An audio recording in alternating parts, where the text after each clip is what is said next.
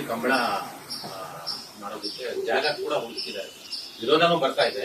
ದಸರಾಗೆ ಅಲ್ಲಿನ ದೈವಿಕತೆ ಪರಂಪರೆಗೆಲ್ಲ ಧಕ್ಕೆ ಬರುತ್ತೆ. ಆಯಾ ಜಿಲ್ಲೆಗಳೆಲ್ಲ ಆಯಾ ಸ್ಥಾನಗಳೆಲ್ಲ ಬೀಳಬೇಕು. ದಸರಾಗೆ ಯಾಕೆ ಕೆಳಗೆ ಹಾಕ್ತಿದ್ದೀರಾ?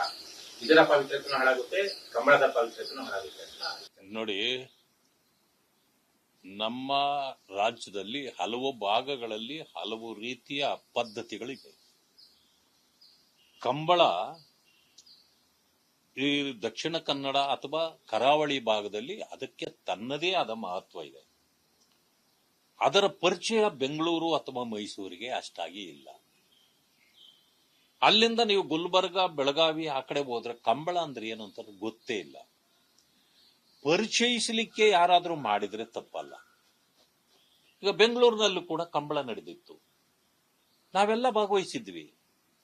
ಏನಂತಂದ್ರೆ ಆ ಕರಾವಳಿ ಭಾಗದ ಒಂದು ಸಂಸ್ಕೃತಿಯ ಮೆರುಗನ್ನ ತಂದಿಲ್ಲಿ ಪ್ರದರ್ಶನ ಮಾಡಿದ್ರೆ ಅದನ್ನು ನಾವು ಒಪ್ತೇವೆ. ಆದ್ರೆ ದಸರಾಗೆ ಒಂದು ಮಹತ್ವ ಇದೆ.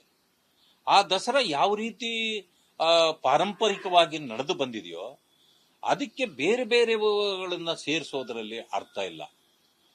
ಯಾವ ರೀತಿ ನಡೆದಿದೆಯೋ ದಸರಾ ಅದು ಪದ್ಧತಿಗಳಾಗಿ ಇವತ್ತು ಇದೆ. ಆ ಪದ್ಧತಿಗಳು ಹಾಗೆ ಮುಂದುವರಿಯಬೇಕು.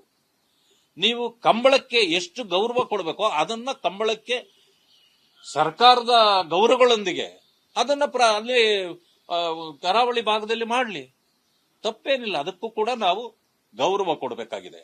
ಅದೇ ರೀತಿ ಇದರಲ್ಲಿ ಗುಲ್ಬರ್ಗಾ ಭಾಗದಲ್ಲಿ ಹಲವು ರೀತಿಯ ಈ ಪದ್ಧತಿಗಳು, ಕಾರ್ಯಕ್ರಮಗಳು ಇವು ನಡೀತವೆ.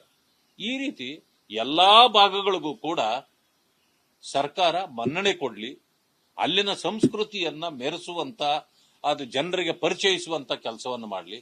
ಆದ್ರೆ ಒಂದರಲ್ಲಿ ಒಂದನ್ನ ಬೆರೆಸಿ ಅದರ ಮಹತ್ವವನ್ನ ಕಡಿಮೆ ಮಾಡತಕ್ಕಂಥದ್ದು ಸರಿಯಾದ ಕ್ರಮ ಆಗಲಾರದು.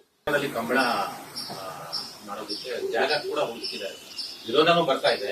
ದಸರಾಗೆ ಅಲ್ಲಿನ ದೈವಿಕತೆ ಪರಂಪರೆಗೆಲ್ಲ ಧಕ್ಕೆ ಬರುತ್ತೆ. ಆಯಾ ಜಿಲ್ಲೆಗಳೆಲ್ಲ ಆಯಾ ಸ್ಥಾನಗಳೆಲ್ಲ ಬೀಳಬೇಕು. ದಸರಾಗೆ ಯಾಕೆ ಕೆಳಗೆ ಹಾಕ್ತಿದ್ದೀರಾ?